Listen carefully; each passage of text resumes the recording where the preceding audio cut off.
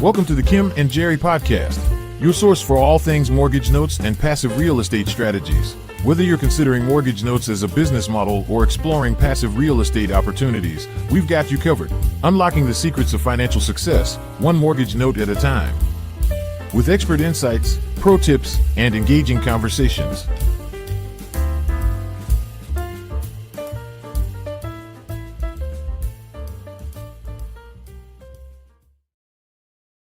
Hey, Hi, Kim. How are you today? I'm good. I'm good. Good to see you again, as always. As And always, thank you good to for see you. joining the Kim and Jerry podcast. We have a goodie today. I always think all of our discussions on our podcasts are goodies, but I get excited about the topics that we share with others. And so this one today is going to be another one. But before we get started, we are not financial planners or advisors. We're not CPAs. We're not attorneys, but we are mortgage note investments and investors, and we enjoy teaching and sharing what we know with others and inspire those who may be interested in exploring investing in mortgage notes. And so we welcome everyone. And today we're going to talk about the benefits of stable investments, and how notes fits into the bigger picture of things. And so I'm not going to take off like I did the last time. So I'm going to give the floor to you, Jerry. And of course, as always, join you as we get along here. Okay? Sounds like a plan. Okay. Thanks, Kim. So let's, one of the reasons for this topic, and I'll go back to something Kim asked me the other day. We're talking to a lot of folks about notes, and one of the issues is, so how does a note fit into your investment plan? You know, why notes? What does it mean? And we kind of take for granted that everybody understands how to build their portfolios and so forth. But we wanted to sort of take a step back and just kind of show you, where does a note fit, as you're looking at other investments that you're more familiar with. So why a note? Where does it fit? And for me, I started thinking about this, and it's when you're building a portfolio, you want to know what your exposures are to various risks. And, we think about risk in terms of things that are familiar with us. And most of that is stuff that we hear, in media reports, things like that. What I mean is, every day you hear about the Dow Jones went up, the Dow Jones went back. Standard & Poor's did this. Crypto was at an all-time high. Inflation is going through the roof. Inflation is declining. Inflation is staying the same. Interest rates, are doing something. So you hear all of this, and this is all the stuff that's going on in the background as you're trying to figure out, so what do I do with my money? Right. What do I do Right. with my investments? Where do I invest? Right. And people who have not invested in mortgage notes have a lot of questions and Yeah, concerns, right? And they too are trying to figure out how the mortgage notes fit into the whole big picture or the scheme of things, right? yeah, yeah, Um, and how does it tie into what they already know? yeah, Um, and while, you know, notes does tie in, but then as you will begin to unfold, you'll see where there are some significant differences and which yeah, you can feel good about. So, yeah, yeah. So it's interesting. We talk about stock prices, inflation, all of those kind of things. And what I want to do today is talk about the contrast between what you're hearing about the market and other investments and notes. yeah, that'll be So good. so you get an idea of, all right, so this investment does this, notes does this. Yeah, And that'll be get a better idea of, so how does it fit, and why would I want to consider this as part of something that's in my investment portfolio? okay. This sounds good. So, um, and I'm going to talk briefly about it, and it's really about the types of risk. So let's start with something everybody's really, I won't say knowledgeable of, but at least knows that it exists. we'll start with the stock market. Of course. Um, the stock market is a way to look at you're hoping your money is worth more in the future than it is today. That's what the stock market's all about. I'm going to buy Right. something, whatever stock is the stock du jour, Tesla, IBM, it doesn't matter. I'm going to buy it today, and my hope is that down the road, it's going to be worth more. Right. That's what stocks are all about. And at the end of the day, because of the amount of volatility that's going on, you don't know. Is Tesla going to come out with that new car, or are they going to come out with the robo taxi? What does that mean? Right. Stocks going to go up and down. Is I don't know, Apple going to come out with a new Apple Watch, and is that going to affect the stock? It's going to go up or down. There are all kinds of factors that are bleeding into that, and you just don't know. You don't have that level of certainty. You're working off of hope. Right. I'll contrast that with notes. When we buy a note, we know the value of that note. And we know the value of that note because at the end of the day, the note is a loan that was taken out to buy a house. Right. And we know the underlying value of the house. So if the house is worth $300,000 and the note is $200,000, you know that there's plenty of house to sell to get my money back. So you know that there is, you know what the value of that note is. You know that it's not going to change much. Right. The other thing that we know, because we buy notes in the residential space, we're primarily buying notes for houses. And over the long haul, 20, 30, 40 years, houses go up in price about 2 to 3%. I emphasize over the long haul because there are a lot of folks that are looking at me and they're going to go, no, Jerry, houses went up 10% last year. Yeah. But over the long haul, they go up about 2 to 3% a year. So at the end of the day, I know that note, the value of the note is going to be fixed. It's going to be solid because the underlying asset is getting bigger and bigger and bigger and bigger. Right. So, and because that asset's getting bigger, more valuable, I know that the borrower is more likely to pay me back because there's more in it there's more for them to lose than there is for me to lose. Right. So pay me back. And as we know, a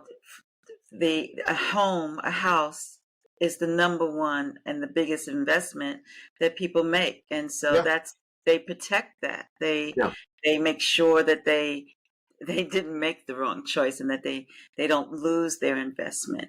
True. It's a lifetime commitment for most people. Yeah. And, not only that, houses represent about 85% of the net worth of the average person in the United States. That's right. And it's because the value keeps growing and, the loan gets paid down. There's more value there. So exactly. That's something else. So when we're buying a note, we're not investing in hope. We're kind of like you would in the stock market. You're investing in it's just common sense. And it becomes an extension of a person, right? Yeah. Their home becomes an extension of who they are. And so, people just don't walk away from their homes or give up on them or, make a very casual decision not to keep their commitment to the payments of the home. Absolutely. And speaking of payments, the other thing is the payments are fixed for life. So again, going back and contrasting with the stock market, some stocks pay out a dividend, but that dividend can change over time, depending on the circumstances of the company. Right. The payments for my note are fixed for 30 years. Exactly. So something to think about. That's the contrast with the stock market. Investing in hope, investing in certainty. Exactly. Another popular asset to invest in today is crypto. Oh, yeah. And, when you think about crypto, one of the first questions is, well, what coin do you buy? I'm not a crypto person, so I don't. Well, I did invest in crypto. That's on tape, right? No, I didn't. I didn't lose all that money in crypto. But anyway, what coin do you invest in? What happens if you lose the key? Yes. There are folks that are lost at the key. You can't get your money. You Yeah, can't get that is. access. The difference, the contrast between crypto and notes. I can't lose my key. I don't, I know the house I invested in because on the note, there's an address. I can go into Google Maps and look at a picture of that house. I know it's there. Right. So I don't have to worry about it gets lost in the ether somewhere. As far as who owns it, I can't lose the key because when we buy the note, the county that the house is in, the courthouse records that we own the note. And when they do title searches and stuff like that, they see that it's our note. Right. So nobody can take that away from us. We can't lose the key. We know exactly where our asset is. So that's the contrast with crypto. Now, some folks will have their other contrasts, but those are the things that I wanted to focus in on. The certainty. There's a level of certainty that you don't have because it's a physical thing that's out there and you can touch it. Yeah. And it goes back to also what you were saying about the stock market is first versus hope versus certainty, right? Yes. I invested in crypto a while back and was doing great, doing well. Yeah, I was too. Oh, that's And I so didn't. we're going to I didn't find continue it. with your we're going to continue with your talk about what you're discussing. We're not going to get into a whole big thing about I crypto. didn't lose a lot of money in crypto. Just I hopefully. lost. I lost. I lost. Okay, go ahead. You didn't lose a lot of money in crypto either. You didn't invest in crypto. So, anyway, when we're talking about nodes, we talk to stock market, crypto. Another thing that notes do, and another thing that you hear about a lot is inflation. Mhm. Inflation's going up. Prices are getting more. Things are getting more expensive. Prices are going up. So when I'm looking at a note, how is a note impacted by inflation? One of the things that happens with inflation, and I'm going to keep it kind of simple, prices go up. Prices everywhere go up. The contrast with notes is that things remain the same. What does happen with a note is that because prices are going up, the underlying house gets more valuable. I go back to over time, houses go up 2 to 3%. When inflation takes off, houses also grow. Their prices grow faster. Their value goes faster. As a result, the borrowers are again less likely to not want to pay because their house is worth more money. One of the things that happens in the note side is that when those houses do increase in value, there's a possibility the borrowers will pay us off early. Mhm. So we'll have the cash to go out and reinvest in another note. Right.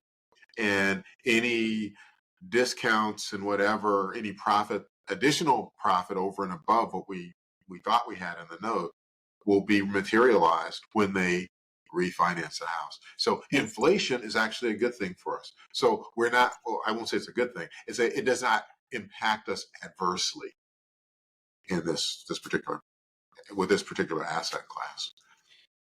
Another thing that you hear about a lot is the election. Who's going to be the next whatever? Governor, mayor, president, whatever. So there's a lot of concern. The reason that there's concern is that people are thinking, well, what if policies change? Right. Right. What if new laws are enacted? How Right. does that affect whatever? It affects people's emotions, which will cause the stock market to do crazy things. it affects people's emotions, which will cause crypto to do crazy things. It may affect inflation, and it'll do stuff. But on the note side, the contrast is, guess what? People are still buying houses. Yeah. We say that the market's tight, not as many people are buying, but guess what? Several million people bought houses over the last couple of months in the United States. Right. That It does didn't not stop. change. No. Even in the depths of, the depression, the Right. financial crash, people were still buying houses. Right. Why? Because situations in life change and they move to a new place, all those kinds of things, they still buy houses. So what does that mean? People are still buying houses. Are there going to be policy changes that can impact that? There are going to be policy changes no matter what. There are always policy changes. But in the US, homeownership laws are kind of written into the Constitution. Mm-hmm. So if there's change, it's going to be slow change. Right.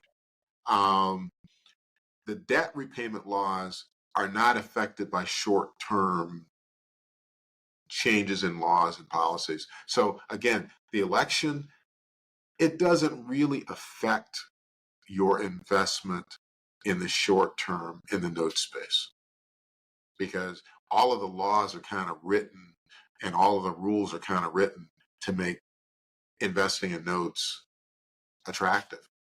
Yeah. Yeah. Another thing that you hear a lot about is interest rates. Interest rates going up, interest rates constantly changing. It makes a difference if you're buying a new mortgage. So if you're in the primary lending business, for houses or whatever, yeah, that makes a difference. We're buying mortgages that were originated 10, 15, 5 years ago. Right. Right. So the interest rate is the interest rate that's on that mortgage at that time. Changes Right. in interest rates today don't have that much of an impact on what's going on with our market. As existing mortgage holders are likely to stay in their houses longer if interest rates rise. I know I'm not looking at selling my house anytime soon, not with that interest rate as low as it is. That's not going to happen again. The other thing is, if the interest rates start to fall, then there's a possibility that people will want to refi and they'll pay off their note sooner, which is a benefit for us as note investors. Right. So, and then if interest rates don't change, really, there's nothing really to cause people to want to move. No. No. So inflation doesn't really cause us any, long-term grief. Another thing that you hear about in the news, and again, I'm just trying to think of things that you hear about. Right. No, I was just going to say that you're hitting on some very key points, because these are some of the things that people will speak with me on. What if? What Yes. about this? Yeah. That the correlation is to what they know Yeah. versus understanding the true impact or the benefit, as far as the mortgage note is concerned versus what they're comparing it to. Yes. That they're just trying to make sense of making the investment and what that would look like for them. And so you're hitting on some very key points that are part of the everyday social economic aspects of our lives, that people want to understand that they still have some control over if they Yeah. were to make an investment in notes. Yeah. Yeah. And, control is something that I want to emphasize what you just said there. As we're looking at notes is a way to take back control. Yes, very much so. The contrast here, and really the picture that we're trying to present, is that you have all of this stuff, all of this noise, all these things that are going on around you. Everybody wants to have a way to be able to take back control of their lives, take back control of their investments. This is a way to be able to do that. Right. And it's about control. Right. The next point I was going to bring up is you hear about layoffs, Right. I hate to keep picking on Tesla, but Tesla just laid off 10% of their employees. Right. You hear about Google doing a layoff. You know, Microsoft, everybody, Disney, they're all doing layoffs. So what does that mean? At the end of the day, again, the contrast. Yes, layoffs cause people to lose income. When you're investing in notes, yeah, there's a possibility bad things will happen to good people. So what happens? Well, what we see is that for a homeowner, there are a lot of exit strategies and a lot of things that they can do in the short term to ensure that they can stay in their house. Typically with the notes we buy, people have been in their houses for years. Yes. And they're not planning on going anywhere. We call So that emotional equity, right? emotional equity. Yeah. A lot of Christmas memories. Right. Lots of family Thanksgiving dinners. Right. All those kinds of things were in those houses. And people are not going to let that go. They're not going to let those memories go. So what happens? Well, one of the things, the first thing people do is they reduce their expenses. Mm-hmm. They dip into their savings to make their Payments. And to make their payments. Kim and I were talking the other day that there are a lot of folks with side hustles. Yeah, yeah. These and let us not laugh at these side hustles because I'm learning these side hustles are really benefiting people who have certainly been taken off guard and needed to find other resources, right? Yeah. And and these are side hustles that are doable and flexible, right? So Yeah. People will do what they have to do to keep their home. Yeah. Something else that will happen, and I'm kind of just going down the list of, this is what people do. They'll borrow money from family and friends, to make the payments. Yeah. And then finally, they come back, if things are really, it's taken a long time and, they're not able to, get the level of income they want, they'll come back and they'll modify the loan. Right. And right. we'll do that all day. We'll change the payments, change the terms. And that's the benefit of us being the bank for a homeowner because we have far more flexibility than an institution, right? To be able to work with the borrower, to be able to help them stay in their home and look at, okay, let's make it work for you now. And then when you do find yourself having more income, we can work with it again or revisit, right? We can revisit after so many months. So, because we are not interested in taking your property. It's not the goal. I remember talking to one of my mentors and, some kind of way he wound up with a house and he'd been in the business for like 30 years. And he goes, what do I do with the house? I don't know what to do with a house. I've never had one before. I was like, so that's not our goal. Right? The goal is for people to stay in their houses. Final thing is you hear a lot about this is home affordability. Not only are prices of houses going up, but home insurance is going through the roof. Property taxes are going up. And so what does that mean for us investing in notes? Again, the contrast. If homes are getting less affordable because, your taxes are going up, your insurance are going up, people are moving into more affordable places. They're doing short-term rentals. Essentially people have way too much invested in their houses to walk away. So they're going to, again, they'll figure out ways to make sure that they keep that house, they keep that equity because it is such a big piece of their net worth. So we don't see housing affordability as an issue in our piece of the market. It may be an issue for people buying new houses, but typically not as big of a deal for folks in our piece or our part of the market. In general, homeowners are responsible people, right? Yeah.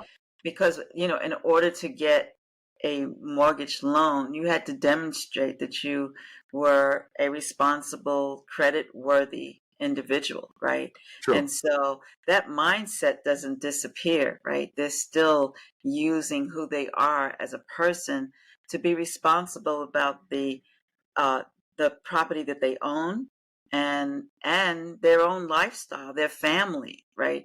Yeah, And how to formulate something that is going to keep everybody whole, right? So absolutely. it's a different type of mindset that you're working with in regards to how to make strategies work for the investment as well as for the homeowner. Agreed. Agreed. So those are kind of some of the things that I wanted to kind of share. One of the things that I think Kim asked me about was, what if there's a total market collapse like in 2008? Yeah. And that's kind of what put what we're doing into the limelight.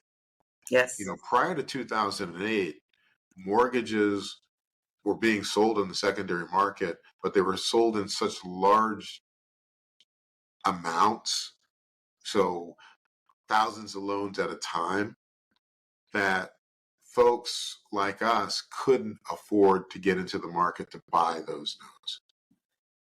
After 2008, that kind of changed because the institutions started selling things in smaller quantities.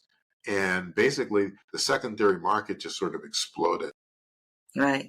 with folks being interested and wanting to buy these mortgages for all of the reasons that I just said. The contrast. I don't have to worry about layoffs, interest rates, elections, inflation, stock market, crypto. I don't have to worry about that. I can put my money in this. It's safe, stable. I shouldn't say safe. Secure, stable. It's going to be there when I need it. Right. And Right. if I need to take money out sooner, I can sell the note and get cash to do whatever I want to do. Right. So Right. the contrast, the stability, the security over a longer period of time, that's the difference between a note and all of these other things. Right. Right. No, it's a very simple implementation, and once you understand, then it becomes a comfort zone in your that which you've invested in with notes. Yeah. Um, it's very transparent for Mhm. one thing, um, and there's no algorithm. You have to try to figure out to be able to understand where you stand with your investment in mortgage notes. Yeah. Uh, you understand everything at the time of when you bought the investment, Yeah. and then it just unfolds in accordance to that. There's there's no there's no trickery or magic or like I said, or anything that's going to change what you understood from the very beginning. Absolutely. Absolutely.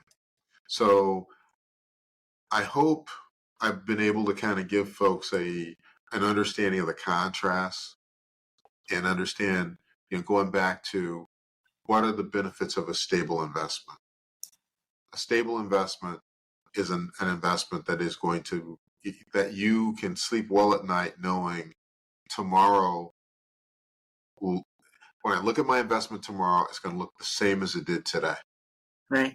When I look at my investment a month from now, it's going to look the same as it did today. A year from now, same as it did today. That's what the benefits are for a stable investment. Right. I know with a great deal of certainty what my investment is going to look like. I'm not hoping. I'm not concerned about I lose ownership. I'm not concerned about external factors. I know this investment is going to be there. It's a solid investment. I am normally uh, uh, the response when I'm speaking with someone. No, this sounds too good to be true. Is the normal reaction, you know. But if it sounds too good to be true to you, that means that this is an investment that you should explore because it's aligning with what you're looking for. Because the only person that says that it's too good to be true, it's because it's too good to be true for you, because everything that was said, everything that has been explained, everything that has defined this investment is aligning with the type of investment you would like to invest in. And so it does warrant, besides making excuses or comparing it to things that you already know with other investments, it warrants, further exploring this investment to support, enhance, and stabilize your own portfolio, because it is aligning with what you think is good for you. I just wanted to draw that dotted line there, because sometimes, we might not make the right decision because we don't believe in it. And I'm not asking you to believe in it. I'm asking for you to search for yourself to find your own truth in this particular investment. All right. Sounds good. This was a goodie. All right. I think we addressed a lot of concerns and questions and the what ifs. But I'm glad we're going to have this on our channel for reference. And anyone that wants to get in touch with us to talk about this more, you can reach out to our website at www.firstshieldfinancial.com. You can make appointments with any of us through that website as well. If you like what you heard, please hit the like button and subscribe to our channel. And if you have anything you would like to hear more about, if you have any questions that you would like us to be able to speak on, we are open to that and want to hear what you would like to hear. Sure. All right. I again, thank you, Jerry, as always. Thanks, Kim. All right. Take care. Bye-bye. Bye-bye.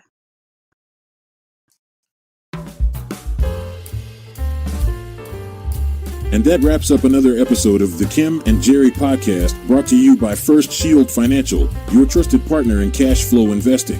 If you found value in today's discussion on mortgage note and passive real estate strategies, don't forget to hit that subscribe button, connect with the Shield, and stay in the loop for our upcoming opportunities and episodes packed with even more insights and inspiration.